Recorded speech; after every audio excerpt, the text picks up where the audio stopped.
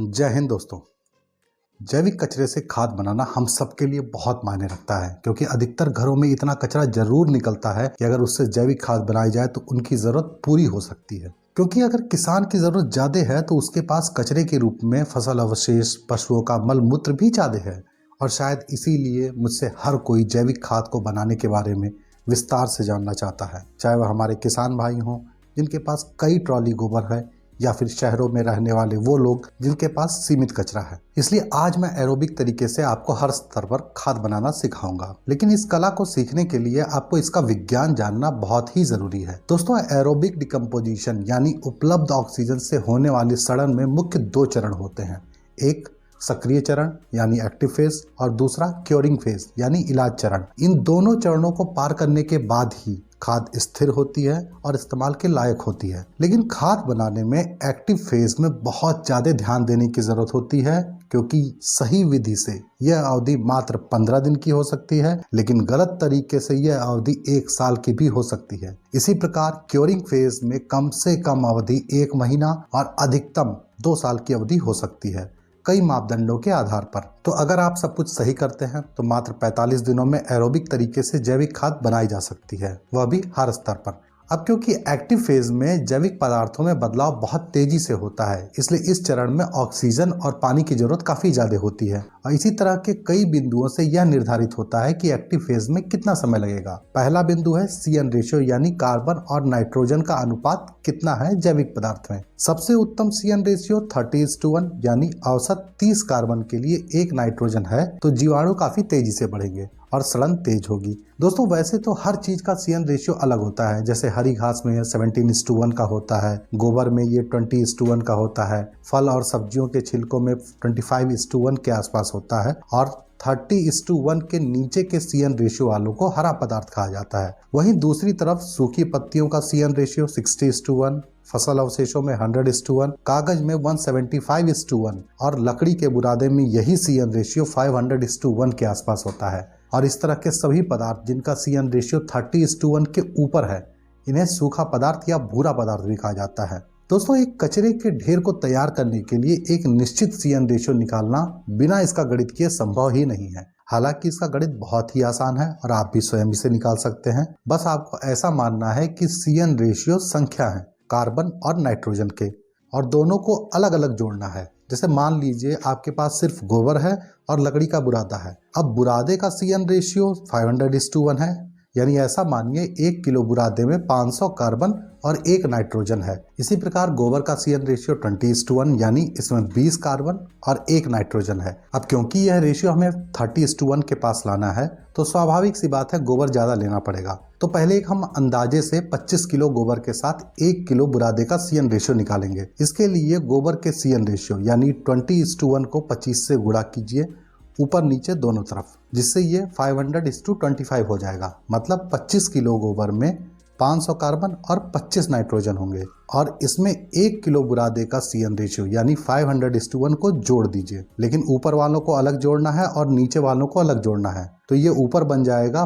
500 + 500 = 1000, और नीचे 25 + 1 = 26, मतलब 1000:26। अब 1000 को 26 से भाग देने पर यह हो जाएगा 38.4:1, जो काफी दूर है 30:1 से।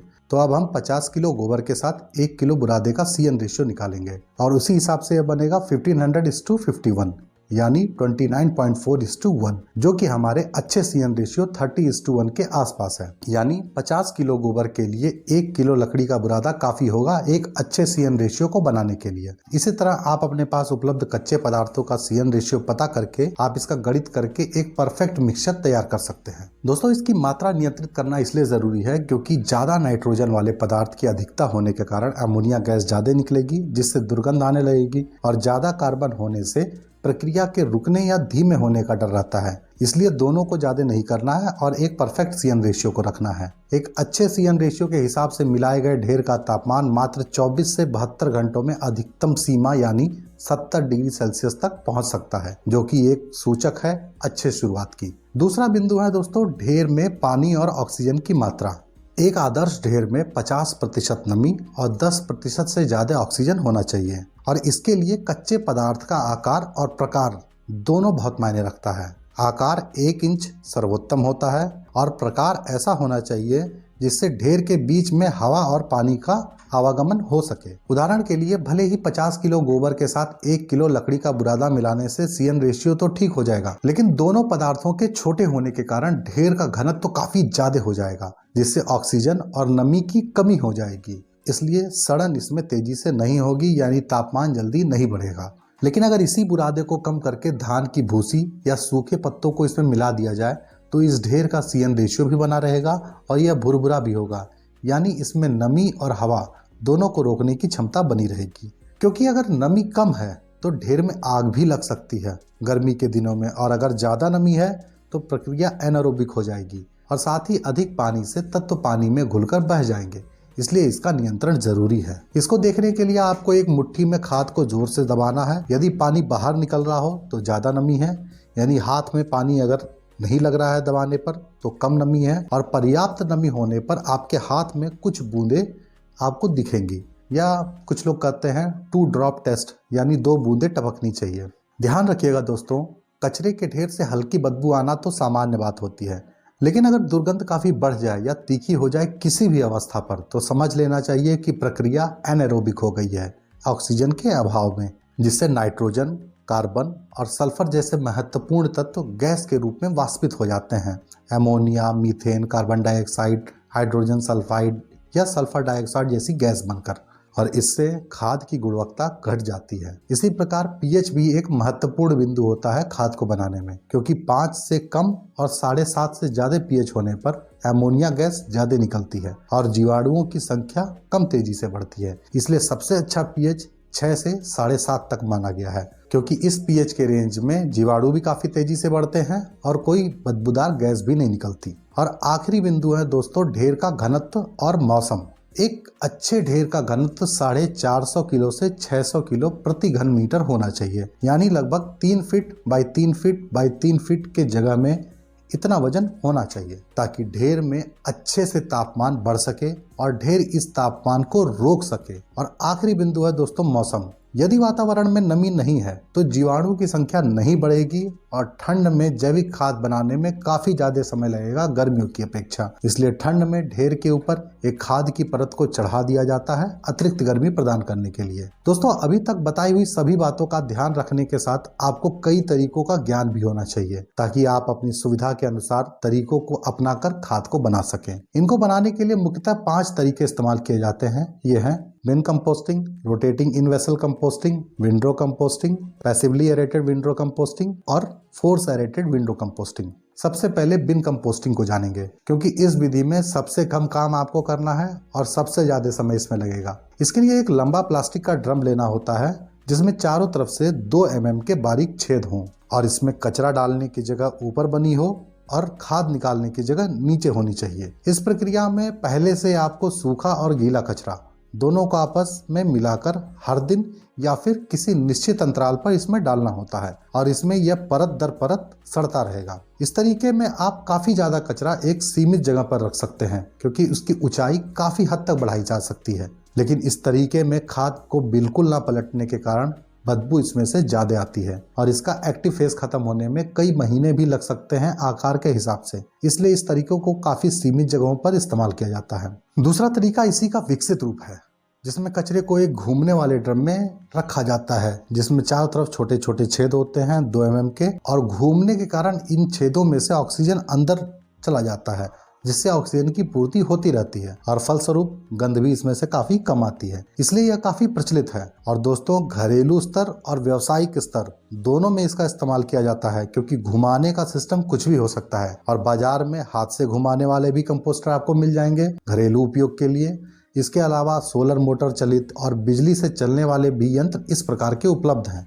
लेकिन इसका व्यावसायिक स्तर पर अगर इस्तेमाल किया जाता है तो उसमें बाकायदा सेंसर्स लगे होते हैं जो ऑक्सीजन और तापमान को आवश्यकता अनुसार देखकर मोटर स्वयं चला देते हैं, और इस कारण इस विधि से मात्र 14 दिनों में ही एक्टिव फेज को खत्म किया जा सकता है और यह सबसे तेज तरीका है खाद को बनाने का। लेकिन इसमें शुरुआती खर्चा काफी ज्यादा आ जाता है, इसलिए बड़े पैमाने पर इसका बहुत ज़्यादा इस्तेमाल किया नहीं जाता। लेकिन जब बात बड़े पैमाने पर खाद बनाने की हो तो मुख्य तरीका है विंडरो कंपोस्टिंग। इसमें पूरब से पश्चिम की दिशा में कचरे का बेड बनाना होता है, जिसकी चौड़ाई आवश्यकता अनुसार 4 फीट से 12 फीट तक हो सकती है और ऊंचाई 3 फीट से 6 फीट तक हो सकती है। इसमें हर 3 से 4 दिनों के अंतर पर आपको खाद को पलटना पड़ेगा ताकि ऑक्सीजन की पूर्ति हो सके और बाहर का कचरा अंदर की तरफ हो जाए। और पलटते समय आपको नमी को भी देखकर उसमें नमी को भी पूरा करना होगा। दोस्तों, कचरे को कब पलटना है यह निश्चित तरीके से जानने के लिए आपको कुछ यंत्र खरीदने पड़ेंगे, लेकिन ऑक्सीजन मीटर का काम हम जुगाड़ से चलाएंगे क्योंकि ये काफी महंगा होता है।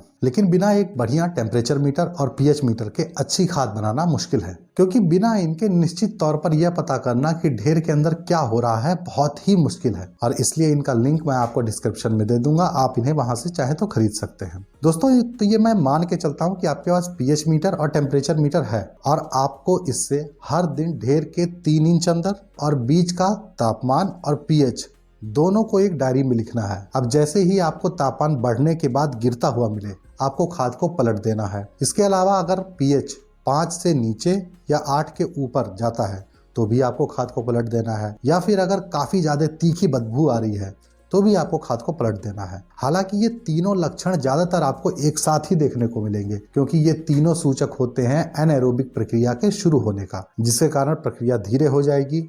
इसलिए शुरू के 21 दिनों में आपको 6 से 7 बार तक खाद को पलटना पड़ सकता है और लगभग 28 दिनों में एक्टिव फेज खत्म हो जाएगा। दोस्तों, क्यूरेटिव फेज की प्रक्रिया को तेज करने का तरीका मैं अंत में बताऊंगा, क्योंकि यह सबके लिए एक ही है। लेकिन विंडरो कंपोस्टिंग में मुख्य जरूरत होती है पलटने वाले यंत्र की। ये यंत्र ऐसे बनाए हुए होते हैं कि दोनों तरफ से खाद को बीच में खींचते हैं, जैसा हार्वेस्टर में अनाज को बाहर निकालने वाले पाइप में लगा होता है, और बीच में एक अलग रोटावेटर सा होता है जो इसको पीछे फेंकता चला जाता है, जिससे दोबारा बेड बनाने की जरूरत नहीं पड़ती। हालांकि इसको जुगाड़ से ही बनाया जा सकता है और आप चाहें तो रोटावेटर और बेड मेकर से यही काम कर सकते हैं, अगर आप कोई मशीन नहीं खरीदना चाहते। इसके लिए आपको रोटावेटर के पीछे का ढक्कन आपको निकालना पड़ेगा ताकि रोटावेटर पर ज्यादा दबाव ना पड़े, क्योंकि हमारा उद्देश्य सिर्फ खाद को पलटना है, ना कि बहुत बारीक करना। और इसलिए ट्रैक्टर को भी 10 आरपीएम पर लो गियर में 1 नंबर पर चलाना पड़ेगा, वो भी धीरे धीरे। और इसके बाद बेड मेकर से आपको इसको बेड का आकार फिर से दे देना है। इससे 2 बार ट्रैक्टर जरूर आपको एक ढेर पर चलाना पड़ेगा, लेकिन फिर भी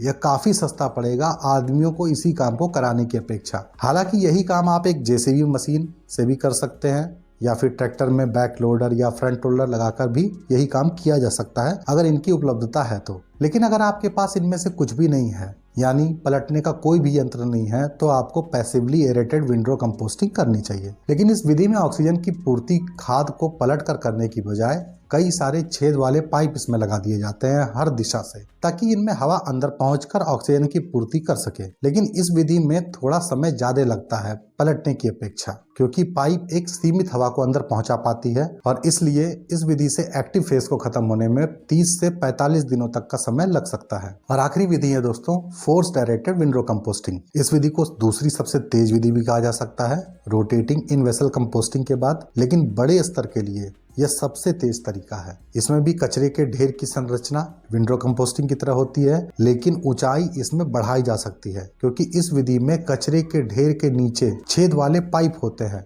जिसमें मोटर की मदद से हवा फेंकी जाती है, और यही हवा ऑक्सीजन की पूर्ति करती है इस विधि में। और इसलिए इसमें खाद को पलटने की जरूरत नहीं होती, और जितनी ज्यादा हवा के मोटर की क्षमता होगी उतनी ही ज्यादा ऊंचाई तक इस विधि में आप ढेर को लगा सकते हैं। और बड़े स्तर पर बड़े मोटर के साथ इस ऊंचाई को 12 फीट तक भी ले जाया जा सकता है। यानी कम जगह में ज्यादा खाद बनाने के लिए सबसे अच्छा तरीका यही है, और इसलिए बड़े स्तर पर खाद बनाने के लिए ज्यादातर कंपनियां यही तकनीक अपनाती हैं। और ये तरीका एक किसान भी बिल्कुल अपना सकता है।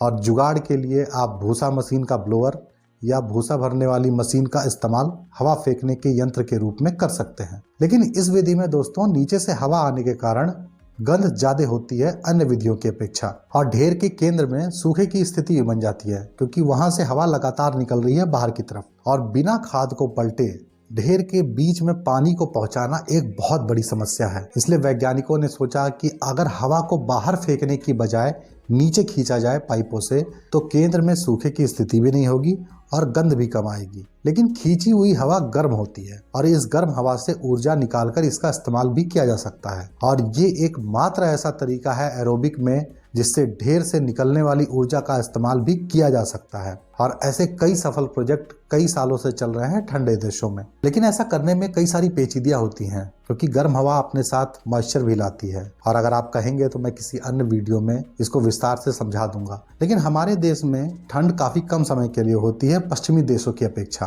और इसलिए इस तरीके से गर्मी का इस्तेमाल करने का प्रचलन हमारे देश में नहीं है। दोस्तों, एक्टिव फेज के खत्म होने के कई सूचक होते हैं, जैसे कच्चे जैविक पदार्थों का रंग रूप बदलकर एक जैसा हो गया होगा। इस पदार्थ को ढेर बनाकर रखने पर केंद्र का तापमान बाहर के तापमान के बराबर रहता है और इस पदार्थ में ऑक्सीजन की कमी भी नहीं होती है। हालांकि इसको आप जांच नहीं कर पाएंगे क्योंकि ऑक्सीजन मीटर तो हमने खरीदा ही नहीं था, लेकिन फिर भी आपको जानकारी होनी चाहिए। दोस्तों, सभी विधि में एक्टिव फेज के बाद क्योरिंग फेज को जल्दी खत्म करने के लिए आपको सबसे पहले इसको छानना पड़ेगा ताकि आधे अधूरे सड़े हुए बड़े टुकड़े खाद से अलग हो जाए। और इसके बाद इसमें लाभदायक जैविक कल्चर जैसे trichoderma, PSB, ZSB, consortia, waste decomposers इत्यादि जो भी आपका मन करे इसमें आप मिला सकते हैं। और इसको मिलाकर इस खाद को आपको 1 महीने तक रखना है ताकि ये जीवाणु ऑर्गेनिक एसिड्स को स्थिर करके ह्यूमस में परिवर्तित कर दें, जिससे इस खाद का पूरा लाभ आपको मिल सके। लेकिन अगर आप बिना छाने जैविक कल्चर इसमें मिला देते हैं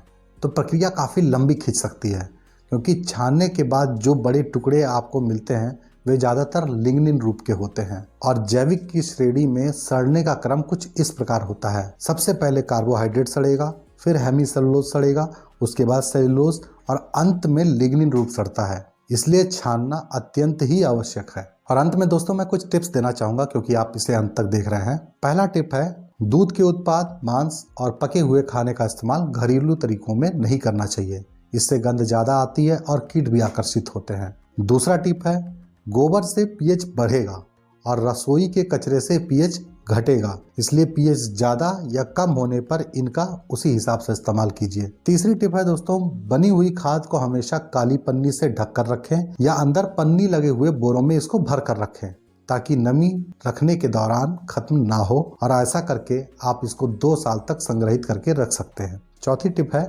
बेड बनाते समय हमेशा ऊंचे खेत का प्रयोग करें और एक तरफ ढाल बना लें, और यदि आपकी मिट्टी बालू वाली है तो आपको नीचे पन्नी जरूर लगा देना चाहिए। 5वीं टिप है, हमेशा कोशिश करें कि केंद्र का तापमान एक लंबे समय तक बना रहे ताकि हानिकारक बैक्टीरिया, घास के बीज और अन्य हानिकारक फफूंद खत्म हो जाए प्रक्रिया के दौरान। और आखिरी टिप दोस्तों मेरे शहर में रहने वाले बंधुओं के लिए है।